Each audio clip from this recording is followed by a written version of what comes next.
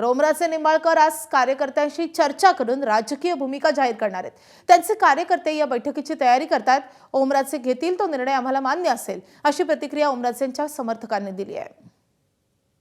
खासदार ओमराजे निंबाळकर शिवसेनेच्या धनुष्यबाण चिन्हावर पहिल्यांदा आमदार म्हणून निवडून आले। खरं तर शिवसेनेत एकनाथ शिंदेंनी बंड केलं त्यावेळेस खासदार ओमराजे निंबाळकरांनी आपल्या कार्यालयावरलं धनुष्यबाण चिन्ह काढलं आणि मशाल लावली।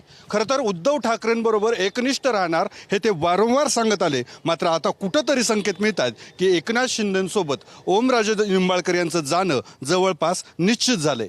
आज बैठक आहे, आज बैठकीनंतर ओमदादा आपला भूमिका मांडणार आहेत। काय आहे पक्षातली खतखत, कार्यकर्त्यातली खतखत?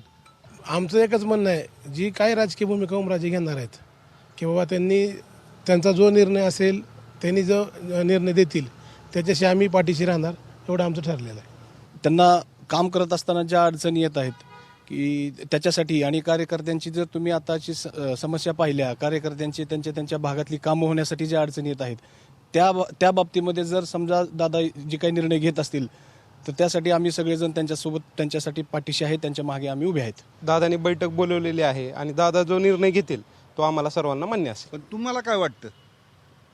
दादा जो निर्णय घेतील तो आम्हाला मान्य आहे। काय असेल भूमिका? दादा जे निर्णय घेतील ते योग्यच घेतील। दादाजी सांगतील त्या पद्धतीने आम्ही काम करू। दादाच कुठल्याही पक्ष किंवा संघटनेमध्ये आपण जेव्हा काम करत असतो तेव्हा त्या पक्षाशी किंवा संघटनेशी आपल्या भावना जोडल्या जातात।